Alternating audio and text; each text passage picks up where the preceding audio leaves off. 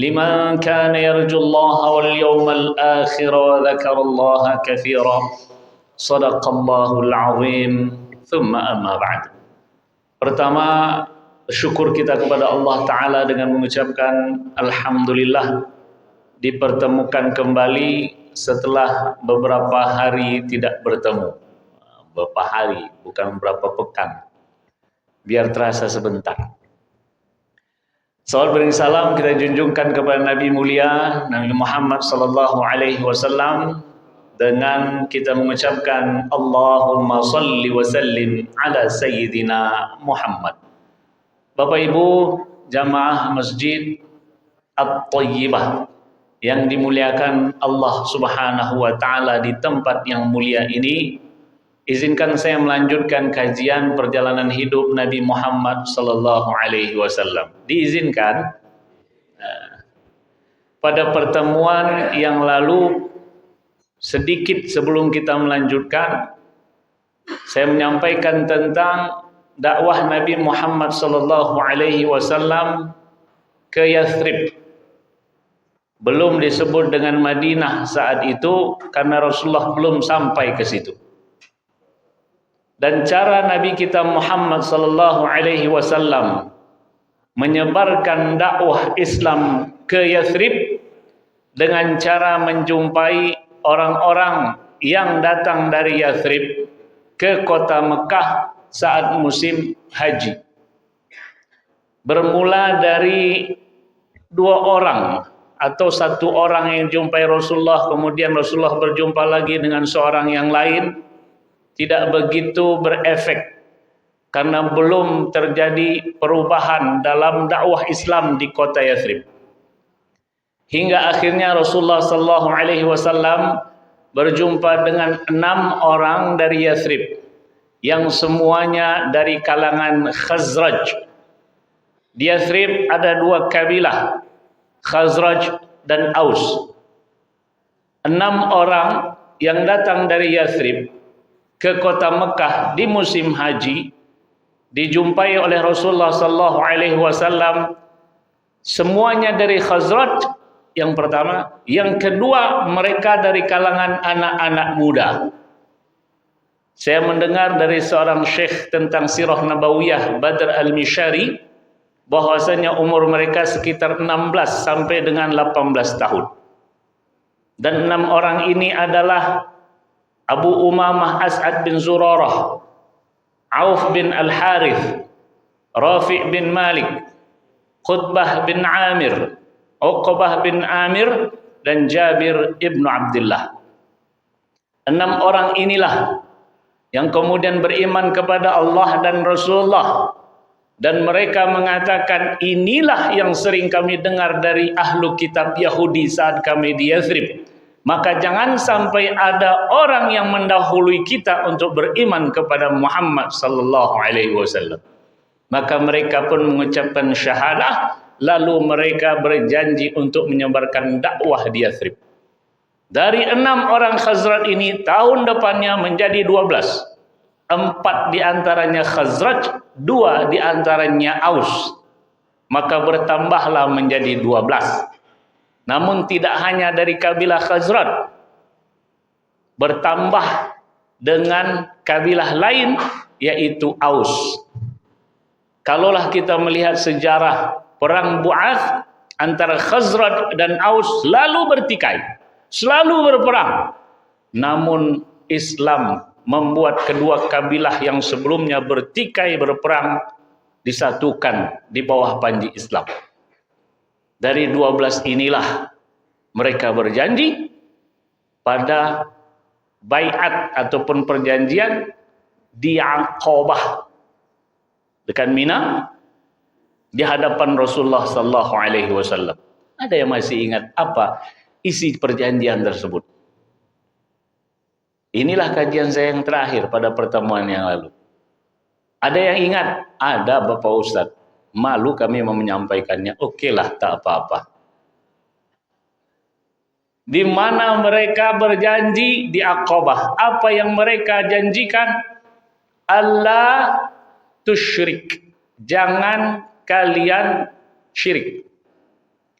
Allah tasriq, jangan kalian mencuri.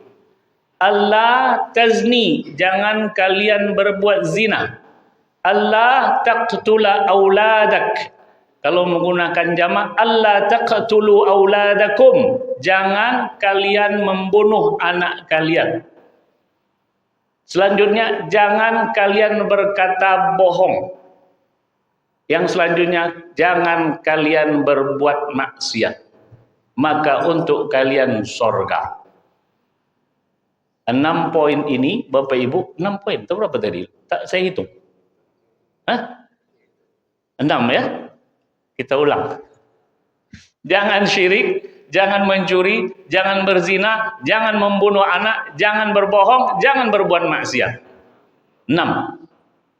Semua isi perjanjian ini adalah hanya untuk diri sendiri saja atau hanya untuk diri saja. Tidak syirik, tidak mencuri, tidak berzina, tidak membunuh anak, tidak berkata bohong, tidak berbuat maksiat. Kalau Nabi Muhammad SAW nanti diserang oleh orang-orang kafir, bagaimana? Belum ada isi perjanjiannya. Kan baru jangan ini, jangan ini. Kalau Nabi Muhammad diserang bagaimana? Tak ada dalam isi perjanjian. Bapak Ibu sekalian yang dimuliakan Allah Subhanahu wa taala, 12 orang ini berjanji dalam satu perjanjian yang disebut oleh sahabat ini adalah Bai'atun Nisa. Perjanjian kalangan wanita. Dari 12, Rasulullah mengutus seorang sahabat sebagai duta besar, Mus'ab bin Umair, menemani 12 orang ini untuk lebih maksimal lagi berdakwah di Yathrib. Sehingga masuk Islamlah Sa'ad bin Mu'adz, tokoh bahkan pemimpin daripada kabilah Bani Abdul Ashhal, dan begitu juga Usaid bin Hudhair, pemimpin daripada kabilah Bani Abdul Ashhal, sehingga banyak yang masuk Islam. Dalam hitungan setahun dari 12 tadi, dengan bantuan seorang sahabat Mus'ab bin Umair, bertambah menjadi 73 laki-laki dan 2 wanita. Dalam riwayat seperti itu. 2 wanita ini namanya Nusaybah binti Ka'ab dan satu lagi Asma binti Amru. Karena 2 mudah saya hafal, yang 73 ini tak tahu saya. Dalam setahun, Masya Allah. Yang tadi 6 tambah 6, lalu kemudian dari 12 menjadi 73, ini kan perjuangan dakwah yang luar biasa. Yang dilakukan oleh 12 orang, dibantu oleh sahabat Rasulullah SAW.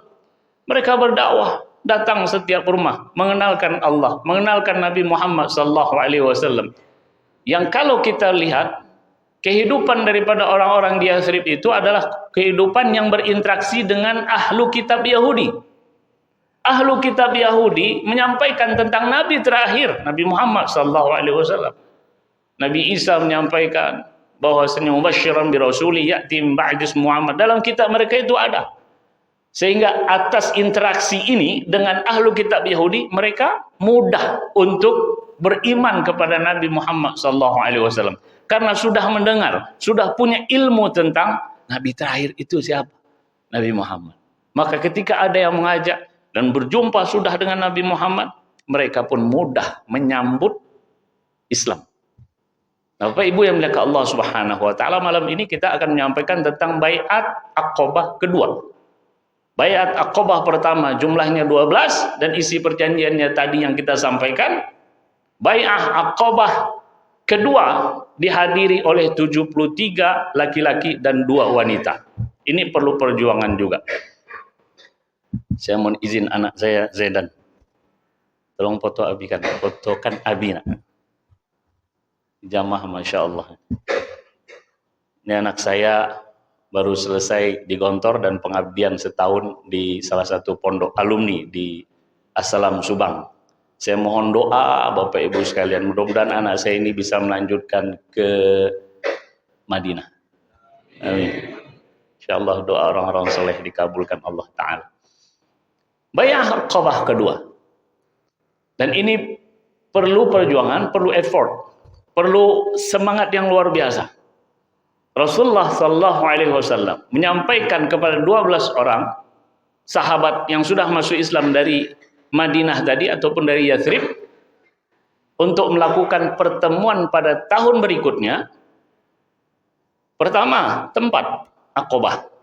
Kedua, waktu pertengahan ayyamut tasyrik. Hari-hari tasyrik itu 11, 12, 13. Nafar tsani pada hari terakhir 12. Di pertengahan ayyamut tasyrik ini Rasulullah sallallahu alaihi wasallam berjanji untuk bertemu dengan mereka. Satu tempat, yang kedua waktu. Karena kondisi tidak aman. Mereka yang berangkat dari Yathrib menuju Makkah bersama orang-orang Aus dan Khazraj yang di situ juga ada orang kafir. Karena tidak semuanya Muslim, 73 sama 2 saja. Namun yang berangkat melakukan perjalanan ke Mekah itu bersama orang-orang Khazraj dan Aus yang masih dalam kondisi kafir. Sehingga Bapak Ibu sekalian yang dimuliakan Allah Subhanahu wa taala, untuk bertemu dengan Nabi Muhammad adalah merupakan pertemuan yang jika diketahui oleh orang-orang kafir Quraisy akan berefek bahaya. Sehingga bagaimana caranya? 73 orang ini dalam bahasa sirah yang saya buku sirah yang saya baca, mustakhfina mutasallilin. Berusaha untuk sembunyi-sembunyi. Jalan satu orang menuju tempat yang disepakati, ada 2 orang jalan. Luar biasa, Masya Allah. Untuk berjumpa dengan Nabi Muhammad kondisinya seperti itu. Untuk melaksanakan ibadah kondisinya seperti itu. Kita alhamdulillah masjid terbuka, pengajian di mana-mana. Tidak harus dua-dua datang. Rombongan sekalian satu bis pun boleh datang. Nah, Bapak Ibu yang dimuliakan Allah Subhanahu wa taala, maka 73 dan 2 wanita ini bertemu dengan Nabi Muhammad sallallahu alaihi wasallam di tempat yang disebut dengan Aqabah. Diriwayatkan oleh 2 yang menyampaikan kepada kita. Pertama Jabir bin Abdullah, yang kedua disampaikan oleh Ka'ab bin Malik. Saya sampaikan dulu apa yang disampaikan oleh Jabir bin Abdullah. Jabir bin Abdullah termasuk 6 orang pertama dulu. Menyampaikan kepada kita, kapan lagi Nabi besar Muhammad sallallahu alaihi wasallam tidak dikejar-kejar? Maka kami pun berkumpul untuk melakukan perjanjian baiat. Jadi baiat ini merupakan kata yang sudah biasa sekarang setelah baiatnya Ustadz Hanan At-Taqi di hadapan para masyayikh NU. Betul ya?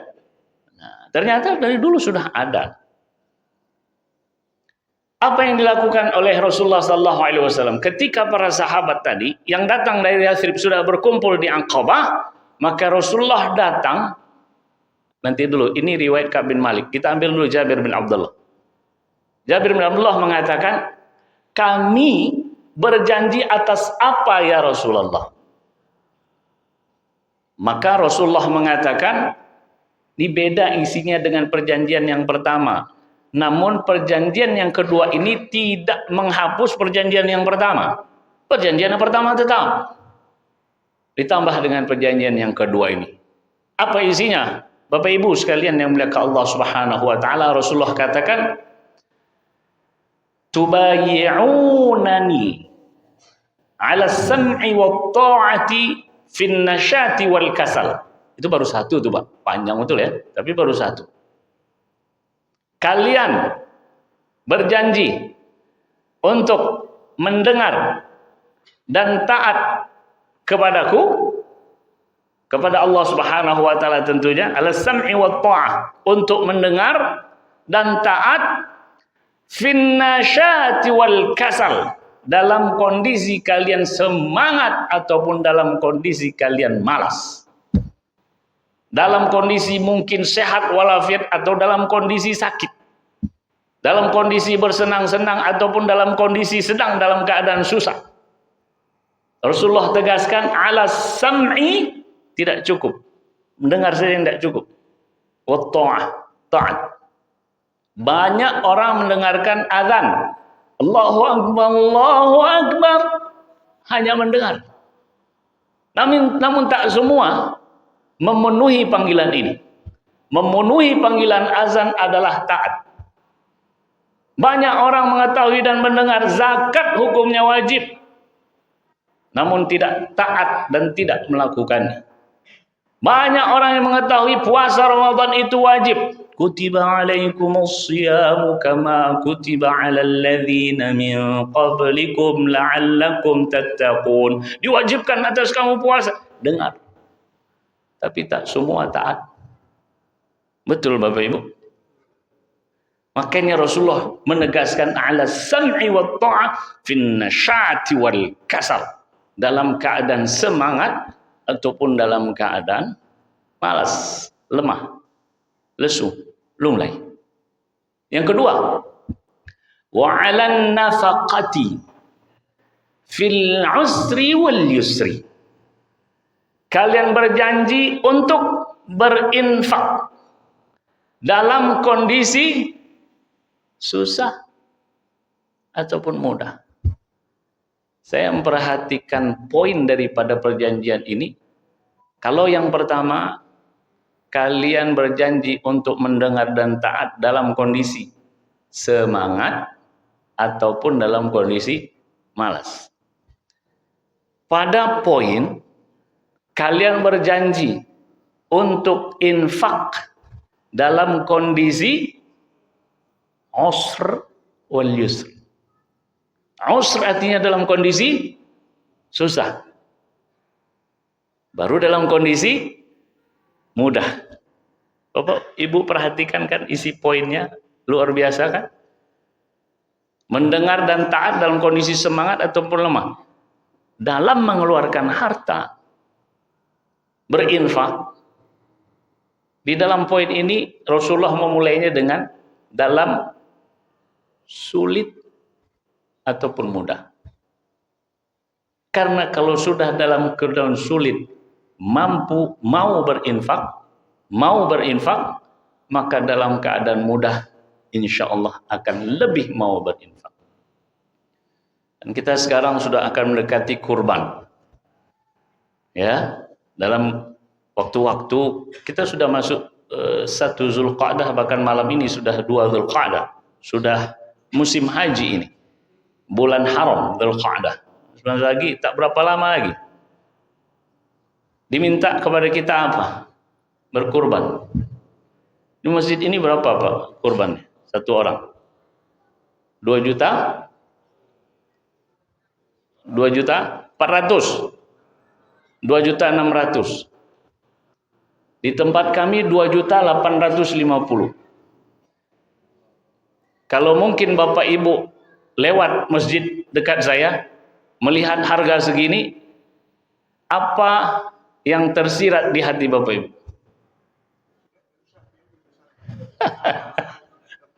Wih, alangkah baiknya kalau di masjid kami juga segini. Ada yang gitu enggak?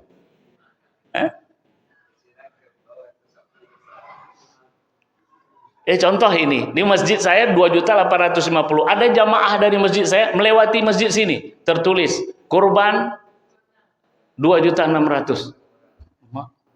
Nah, paling mahal dekat masjid saya. Nah, hati-hati. Justru kalau mahal di tempat kita bersyukur. Karena kita mendapatkan kesempatan lebih besar simpanan kita di akhirat. Insya Allah. Kembali kepada poin perjanjian tadi. Untuk berinfak dalam keadaan susah ataupun mudah. Bapak Ibu, orang kaya berinfak. Orang miskin berinfak. Ada orang kaya yang dia punya gaji sebulannya 20 juta. Lalu dia berinfak dengan 500.000. Ada orang miskin, tak miskin lah saya sebut ya, yang ekonominya lebih kurang dari itulah. Punya gaji 3 juta. Dia berinfak di bulan itu 500. Atau saya katakan 200 lah. Tak 500. Banyak mana? Ada orang yang gajinya 20 juta dia berinfak 500. Ada orang yang gajinya 3 juta dia berinfak 200. Banyak mana? Nominal banyak 500, namun persentase banyak 200. Maka terkadang infaknya orang yang sulit ekonominya itu terkadang lebih banyak dari infak orang yang mempunyai harta yang banyak. Hanya nominalnya nampak sedikit, namun persentasenya kadang terlihat banyak. Maka tak heran ketika kita mendengar sabda Rasulullah SAW, sabaqa dirham alfa dirham. 1 dirham mendahului masuk surga daripada 1000 dirham. Karena yang 1 dirham itu berinfak, dia punya 2 dirham. Sementara yang 1000 dirham dia berinfak, dia punya 10.000 dirham. Semoga Allah Subhanahu wa taala selalu memberikan kemudahan bagi kita untuk berinfak dalam kondisi susah ataupun dalam kondisi mudah. Yang ketiga, wa antaqulu fillahi la takhafuna laumata la'im. Nah, ini yang keempat. Yang ketiganya adalah wa 'alal amri bil ma'rufi wan nahyi 'anil munkar. Kalian memerintahkan untuk berbuat baik dan melarang dari perbuatan mungkar. Yang kedua, kalau yang tadi yang 6 itu kan untuk diri semua, tidak syirik, tidak mencuri. Tapi kalau sudah yang kedua ini masuk kepada kebaikan untuk orang lain. Infak, kebaikan untuk orang lain, didapat oleh orang lain. Kalau yang 6 tadi, yang pertama tidak syirik, tidak mencuri. Tidak mencuri kan tidak mengambil punya orang. Kalau pada yang bai'ah yang kedua ini, alan nafaqah, beri. Jadi sudah masuk kepada kebaikan bukan hanya untuk diri saja, namun kebaikan untuk yang lain. Maka pada poin ketiga, memerintahkan kepada kebaikan dan melarang dari keburukan. Ini sudah mengajak. Bapak Ibu, Nabi Muhammad SAW, pada poin 3 ini dulu ya. Nabi Muhammad SAW sebelum diperintahkan untuk dakwah kepada masyarakat Quraisy, Nabi Muhammad diberi gelar apa? Al-Amin.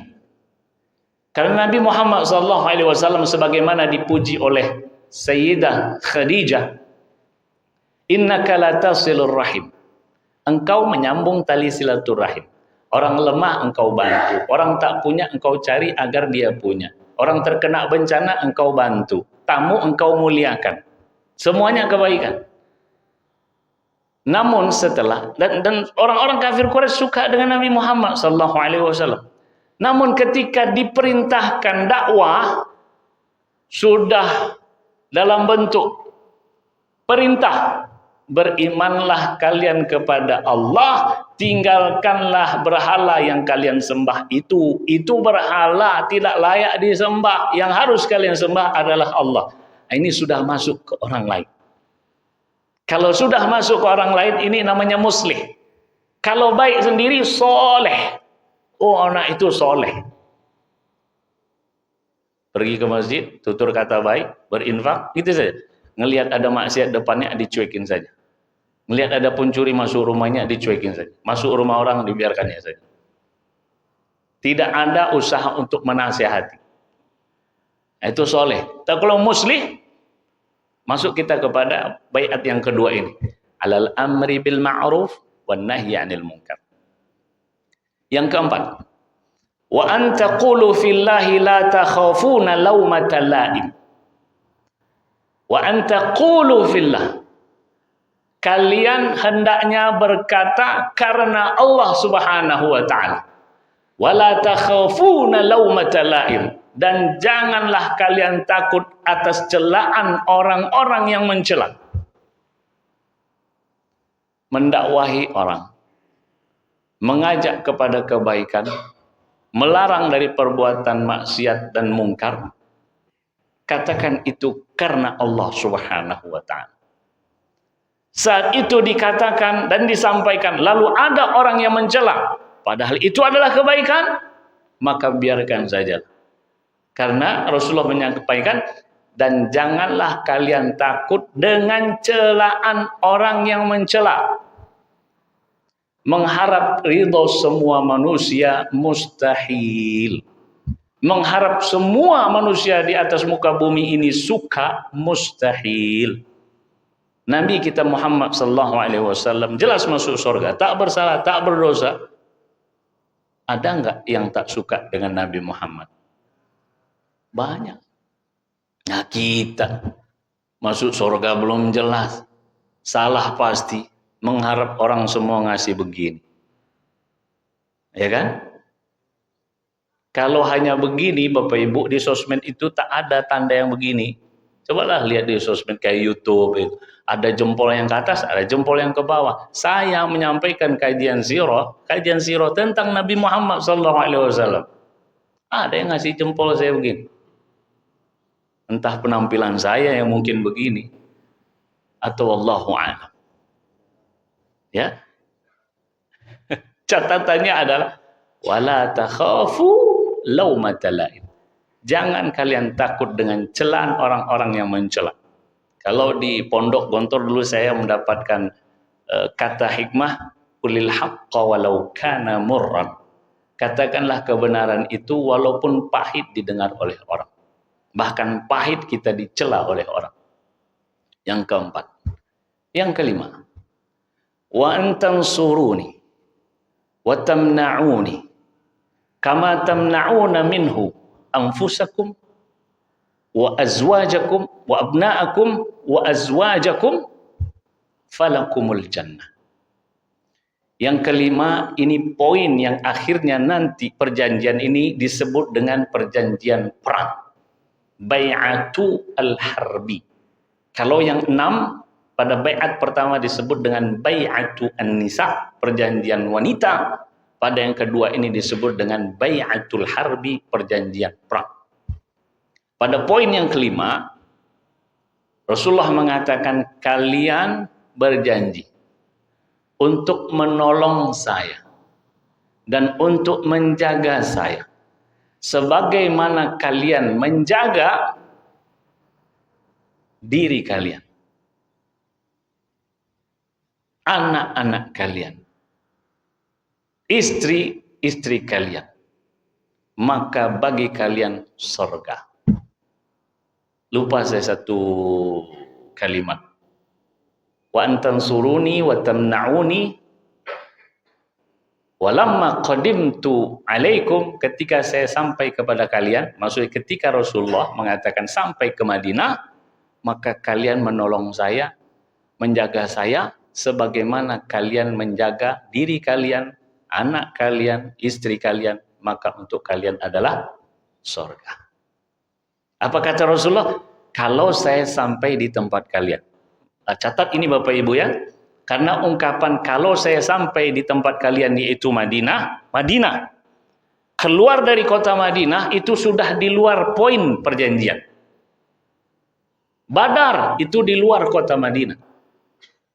Maka orang-orang Madinah saat itu nanti di perang Badar tidak ada kewajiban mereka menolong Rasulullah SAW.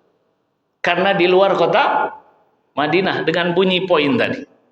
Maka enggak heran nanti kalau kita menyampaikan tentang perang Badar, Rasulullah SAW bertanya kepada para sahabat dari kalangan muhajirin. Kalangan muhajirin menjawab, kami siap ya Rasulullah. Kami tidak seperti kaum Musa yang mengatakan pergilah engkau Musa, kami duduk di sini. Tidak seperti itu muhajirin. Rasulullah kemudian menyampaikan lagi, asyiru alayya ayyuhan nas. Sampaikan pendapat kalian.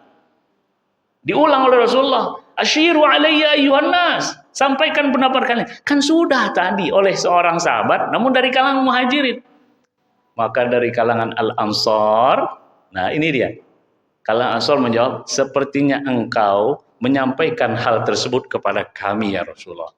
Maka Rasulullah jawab, iya. Karena isi perjanjian Bai'ah Aqabah ini, ketika saya sampai ke tempat kalian itu adalah Madinah. Subhanallah, kalau kita lihat kajian sirah Nabi Muhammad sallallahu alaihi wasallam begitu detail. Nabi kita Muhammad sallallahu alaihi wasallam ketika perjanjian itu memang tak ada, maka pada saat tertentu Rasulullah sallallahu alaihi wasallam meminta dukungan. Bapak Ibu sekalian yang dimuliakan Allah Subhanahu wa taala, maka ini isi perjanjian yang disampaikan oleh Jabir ibnu Abdullah. Kalau yang diriwayatkan oleh Ka'ab bin Malik ini adalah teknik sampainya para sahabat ke Aqabah. Kalau isi perjanjiannya sama. 73 orang sahabat dan 2 orang wanita ini bersama orang-orang Khazraj dan Aus dari Yathrib menuju Makkah. Tepatnya di Aqabah mereka mutasalil. Ini yang saya sebutkan tadi dilewatkan oleh Ka'ab bin Malik. Mutasalil, pelan-pelan, sembunyi-sembunyi di pertengahan, setelah pertengahan malam. Jadi bukan di waktu siang terang benderang, enggak. Mencari waktu yang kira-kira aman dari penglihatan dan intayan orang-orang kafir Quraisy. Sampailah mereka berkumpul di situ di Aqabah, lalu Rasulullah sallallahu alaihi wasallam datang ditemani oleh pamannya Abbas bin Abdul Muttalib yang masih beragama nenek moyangnya, masih kafir. Masih kafir. Namun paman dan fanatik kabilah dari kalangan Bani Hashim, Muhammad ibnu Abdullah ibnu Abdul Muttalib ibnu Hashim, dari kalangan Bani Hashim, ditemani oleh Abbas ibnu Abdul Muttalib, Rasulullah sallallahu alaihi wasallam. Lalu Abbas bin Abdul Muttalib yang dulu berbicara kepada para sahabat yang datang dari Yathrib dan mengatakan tentang jaminan mereka menjaga Nabi Muhammad sallallahu alaihi wasallam. Jadi Abbas bin Abdul Muttalib meminta kepada sahabat yang datang dari Yathrib itu jaminan bahwasanya mereka ini menjaga dan melindungi ponakannya Nabi Muhammad sallallahu alaihi wasallam. Ya, kami siap menjaga, kami siap melindungi. Lalu kemudian Rasulullah sallallahu alaihi wasallam menyampaikan tentang isi perjanjian yang tadi saya sampaikan. Selesai, mereka pun Rasulullah sallallahu alaihi wasallam melihat ada gerak-gerik yang mencurigakan sehingga Rasulullah memerintahkan para sahabat tersebut untuk segera berpencar. Namun ada di kalangan sahabat ini yang boleh dikatakan, kenapa harus suruh berpencar gitu ya? Ada pertanyaan kepada Rasulullah sallallahu alaihi wasallam, "Ya Rasulullah, bukankah kita dalam keadaan hak? Bukankah kita berada dalam kebenaran? Saya siap menghadapi mereka dengan pedang-pedang kami ya Rasulullah." Itu pula Pak, semangat. Tapi Rasulullah kan berpikiran strategis. 73 menghadapi banyak orang, iya, keberanian itu dibutuhkan dan dalam kebenaran, namun belum saatnya. Apa kata Rasulullah? Lam nu'mar bidzalik. Kita belum diperintahkan untuk itu. Maka Rasulullah memerintahkan para sahabat untuk berpencar, namun sebelum berpencar, Rasulullah meminta memilih 12 orang naqib sebagai pimpinan dari kalangan Khazraj dan dari kalangan Aus. Ulama melihat ketika Rasulullah memilih 12 nuqaba atau pemimpin dari kalangan Khazraj dan Aus, sesungguhnya orang yang berada di satu tempat ataupun pemimpin lokal itu lebih mudah untuk mengetahui adat istiadat mereka dan lebih mengetahui bagaimana cara berdakwah. Maka Rasulullah memilih 12 pemimpin dari 73 orang tadi untuk menyebarluaskan dakwah di Yathrib. Sekali lagi saya masih nyebutnya Yathrib karena belum Madinah. Mereka pun pulang dan selamat dari usaha. Ada Abu Jahal, ada Abu Lahab. Namun di pagi hari itu orang kafir Quraisy bertanya kepada orang-orang Khazraj dan Aus, yang tidak hanya 73 saja, karena ada Aus dan Khazraj yang lain juga. Kalian ada jumpa dengan Muhammad ya tadi malam? Orang Khazraj yang kafir menjawab, enggak ada, kami enggak ada jumpa. Kalangan sahabat yang 73 tadi saling lirik-lirik. Dia kan enggak jawab, ya kan udah ada yang jawab. Dan tidak ada pertanyaan langsung kepada 73. Kalian jumpa dengan Muhammad ya tadi malam? Enggak ada, kata orang kafir. Memang betul enggak ada. Akhirnya mereka pun berangkat ke kota Madinah. Bapak Ibu sekalian dimuliakan Allah Subhanahu wa taala, orang-orang kafir Quraisy menambah penyiksaan terhadap para sahabat sehingga Rasulullah sallallahu alaihi wasallam mendapatkan perintah dari Allah untuk hijrah para sahabat. Jadi para sahabat dulu yang hijrah. Dalam perjalanan hijrah para sahabat ini, Bapak Ibu yang dimuliakan Allah Subhanahu wa taala, dari kota Mekah ke kota Madinah, ini bukan perjalanan rihlah, ya, bukan perjalanan jalan-jalan, bukan jalan-jalan ke Madinah orang Mekah, enggak, tapi meninggalkan tempat tinggal, meninggalkan tempat usaha, meninggalkan mungkin ada saudara. Berat dan sangat berat. Kalaulah kita diusir dari Pekanbaru ini untuk meninggalkan kota Pekanbaru, berat dan begitu berat. Karena dari kecil sampai besar kita di sini.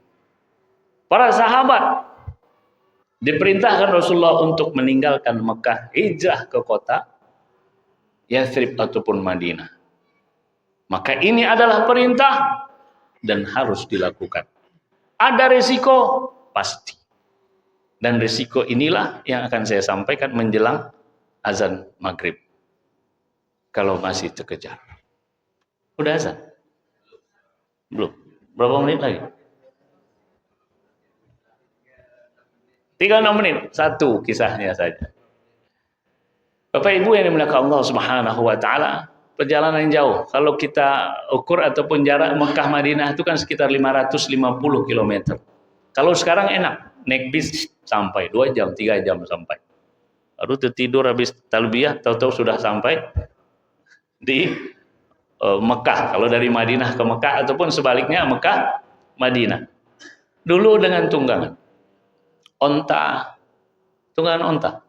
Karena dalam perang Badar itu pasukan kuda hanya 2. Jadi para sahabat melakukan hijrah dengan menggunakan ba'ir ataupun naqah. Dalam bahasa Arab onta itu banyak, ada naqah, ada ba'ir, ada jamal. Masing-masing nama ini kondisi daripada onta tersebut. Berangkatlah para sahabat. Cobaan pertama yang dihadapi oleh sahabat adalah usaha memisahkan antara ibu ataupun istri dari suami dan anaknya. Dan ini dihadapi oleh seorang sahabiah dari Mekah bernama Ummu Salamah. Nama aslinya Hind bint Umayyah. Hindun binti Umayyah. Bukan Hindun istri Abu Sufyan. Itu lain lagi. Kalau Hindun istri Abu Sufyan yang mengunyah jantung Hamzah bin Abdul Muthalib. Enggak. Ini Hindun bint Umayyah. Ummu Salamah menceritakan kepada kita. Ummu Salamah ini nanti akan menjadi Ummul Mukminin, istri Nabi besar sallallahu alaihi wasallam. Yang ujiannya Masya Allah. Ummu Salamah menceritakan, saya dan suami saya beserta anak saya mempersiapkan perjalanan menuju Madinah. Maka saya pun berada di atas ba'ir, di atas onta bersama anak saya yang masih saya gendong. Sementara suami saya memegang tali onta itu untuk melakukan perjalanan. Di pertengahan jalan, masih di kota Mekah, saya, suami, dan anak saya berjumpa dengan keluarga besar saya, Bani Al-Mughirah. Ini namanya Hindun bin Umayyah. Kabilahnya namanya Mughirah. Bani Mughirah. Lalu keluarga besar saya ini menyampaikan kepada suami saya Abu Salamah, engkau mau kemana? Maka suami saya jawab, kami mau melakukan perjalanan ke Madinah. Keluarga besar Ummu Salamah mengatakan, jangan. Kalau engkau ingin pergi, pergi sajalah sendiri. Jangan engkau bawa istri engkau. Waduh, ini keluarga besar itu kadang lebih kuat kan, powernya lebih, kayak mama itu kan powernya lebih kan Pak ya, jadi lebih kuat. Ditahanlah Ummu Salamah, tak boleh pergi. Kau Abu Salamah pergilah sana.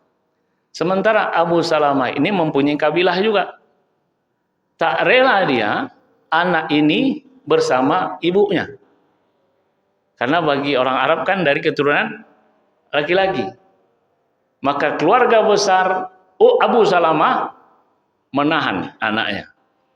Dari keluarga besar Ummu Salamah menahan juga. Maka dalam riwayat itu saya baca Bapak Ibu, khala'u yadahu, ahada yadaihi. Khala'u itu artinya melepaskan tangan, salah satu tangan daripada anaknya. Kejam kan? Saling tarik menarik, akhirnya khala'u, terlepas tangan anaknya. Dan anaknya ini dibawa oleh keluarga besar Abu Salamah, suaminya, sementara Ummu Salamah pulang sendiri. Terpisah dari suami, terpisah dari anak. Hampir setiap hari Ummu Salamah menangis, pergi ke tempat di mana dia dipisahkan pada pagi hari hingga sore, menangis. Suami pergi, anak diambil. Keesokan harinya begitu. Begitu juga selanjutnya, hingga akhirnya keluarga besar Ummu Salamah bunyi alarm.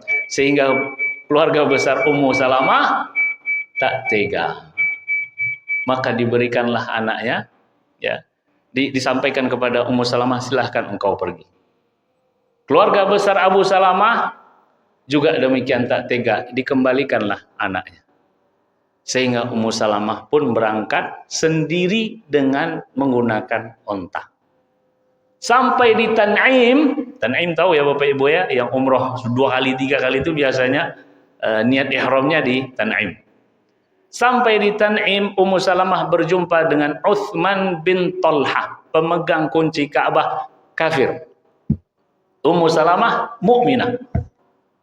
Utsman bin Talha bertanya kepada Ummu Salamah, mau ke mana, Mak? Mau ke mana, Bu? Saya mau ke Madinah. Menjumpai suami saya. Ke Yathrib, menjumpai suami saya.